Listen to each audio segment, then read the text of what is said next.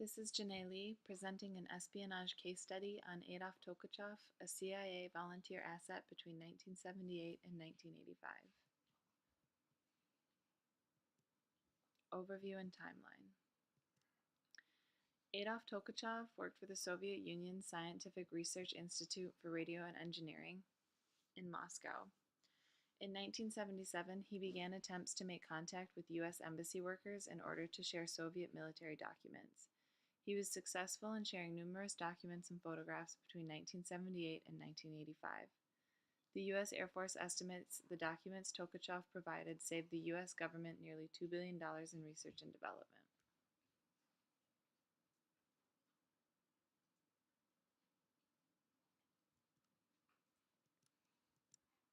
Who was Adolf Tolkachev? Tolkachev was born, and bear with me if I say this incorrectly, in Akhtubinsk, which is present-day Kazakhstan, in 1927. Not much is known about his family. He never mentioned his parents and only vaguely talked about Yuri, his brother, 11 years his junior, who was a train mechanic. 2 years after Tolkachev was born, they moved to Moscow, where he lived the remainder of his life. In 1948, he completed an optical mechanical radar training program.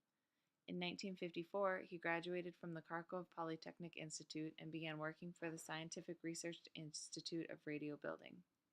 When he reached out to the U.S. Embassy in 1977, he described himself as a leading systems designer there. In 1957, he married Natasha Kuzmin, and in 1966, their only son Oleg was born. Natasha worked as an electronics engineer for the same institute as Tolkachev. Between their salaries, they more than doubled the average Soviet income of 120 rubles per month. They lived less than 400 meters away from the U.S. Embassy in Moscow, which helped make it a little bit easier for Tolkachev to reach out.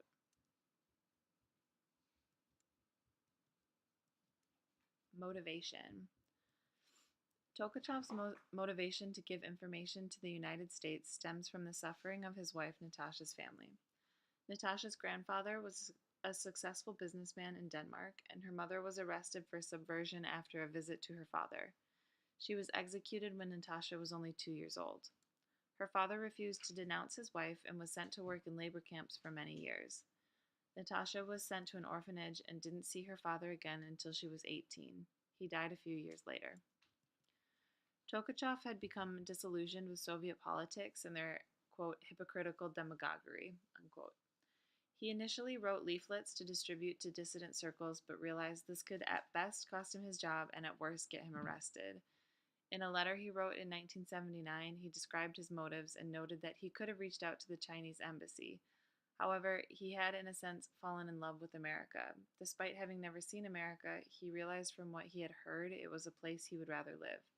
So with that, he decided to reach out and collaborate with the U.S.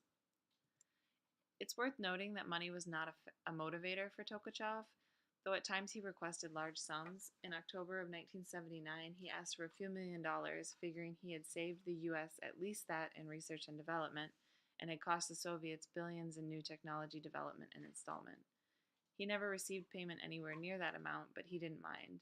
In the end, Tolkachev was concerned with being paid a price that proved the CIA valued the information he was passing to them.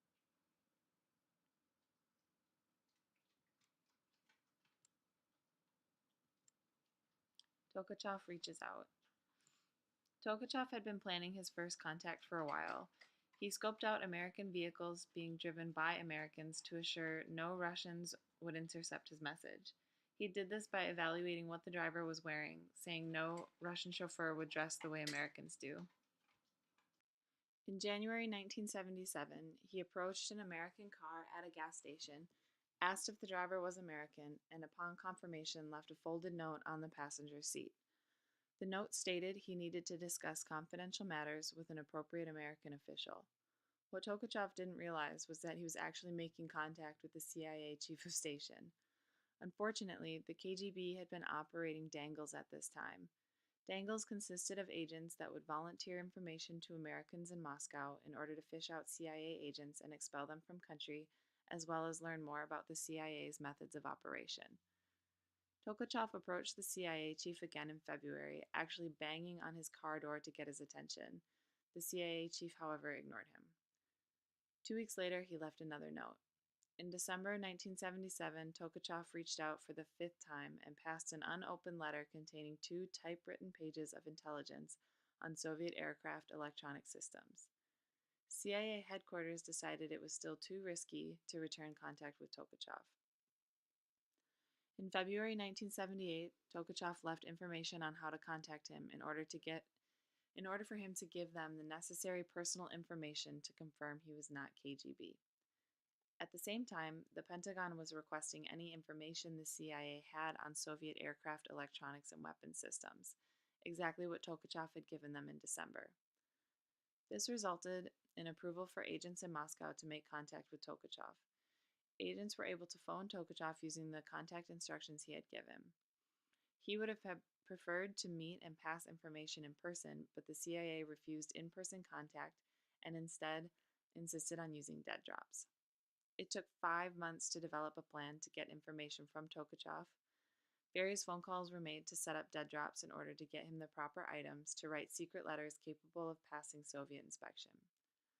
In September 1978, the CIA successfully received 3 secret letters from Tolkachev. Intelligence was gained on Soviet airborne radar and reconnaissance and guidance systems, as well as weapons aiming systems. The wait was worth it, and Tolkachev was cleared as a valid volunteer. Finally, on the 1st of January 1979, a national holiday, Tolkachev got to meet face to face with a CIA agent. He met with Case Officer John Gullisher for 40 minutes. He handed over 91 pages of notes with formulas, diagrams, weapon systems, to name a few. In return, he received good faith money. Gullisher noted that Tolkachev seemed to keep a cool head and was maybe one of the few sober Russians on this national holiday. Tolkachev's information. Once validated, operations with Tolkachev really took off. At first, he used miniature spy cameras to photograph documents at work, but poor lighting and a shared workspace made taking clear photographs nearly impossible. At his request, he was given a Pentax 35mm camera. He would then take documents home on his lunch break, photograph them, and return them. Tolkachev and the CIA actually disagreed over camera types to use. For security reasons, the CIA wanted him to use the miniature spy cameras at work, thinking he'd be less likely to get caught. Due to low light and poor image quality, not to mention the shared workspace, Tolkachev preferred the 35mm camera. He did encounter problems when his facility began holding ID cards as collateral for checked out documents. The CIA had to duplicate his ID card in order for him to be able to leave and return to the facility with the documents. He provided over 150 rolls of film to the CIA, each with a capacity of 100 photos. Each roll of film he delivered came with detailed notes to expand on the documents he had photographed. Tolkachev met an agent in person over 20 times between 1979 and 1984 to deliver film, notes, and other forms of intelligence. This was his preferred form of communication, though sometimes dead drops were necessary. The amount of intelligence that was provided was overwhelming and nearly impossible to process in a timely manner, but continued to be beneficial to the U.S. into the 1990s. The information Tolkachev passed to the United States has been praised by the CIA and the Department of Defense. The Air Force redirected a multi-million-dollar electronics package for fighter aircraft based off Tolkachev intelligence. The Department of Defense has stated, quote, "The impact of Tolkachev's reporting is limitless in terms of enhancing U.S. military systems effectiveness and in the potential to save lives and equipment," end quote. His intel was instrumental in directing billions of dollars of research and development activities. Tolkachev's arrest. In 1983, Tolkachev begins expressing concerns in his notes that he passed to the CIA. He talked about enhanced security measures and said that he was certain he'd be caught. Plans for exfiltration are discussed, but no action is taken. Around this time, enhanced security measures are making it more difficult for agents to meet with Tolkachev. Numerous occasions occur where either party is unable to meet due to perceived surveillance. In June of 1985, a case officer was jumped by the KGB as he approached an agreed-upon meeting site with Tolkachev. He was restrained, searched, and questioned. He had on him 5 miniature cameras, 4 pages of handwritten material that Tolkachev had requested be returned, books, drawings for Tolkachev's son, Western magazines, 1,000 rubles, and a note thanking Tolkachev for, quote, very important information, end quote. The case officer was released, however, he was forced to move out of the country within a week of the arrest. Tolkachev was also arrested in June of 1985, though the US government didn't find out about this until September of 1985. Edward Lee Howard, a former CIA officer whose employment was terminated in 1983, is believed to have compromised Tolkachev. It is also believed that Aldrich Ames informed the KGB of Tolkachev in 1985. Tolkachev was executed in 1986 for high treason. The fate of his wife and son are relatively unknown, though nothing has ever come to show that they were arrested. It is believed that Tolkachev went to great lengths to keep them uninvolved and spare them the same fate if he were ever caught.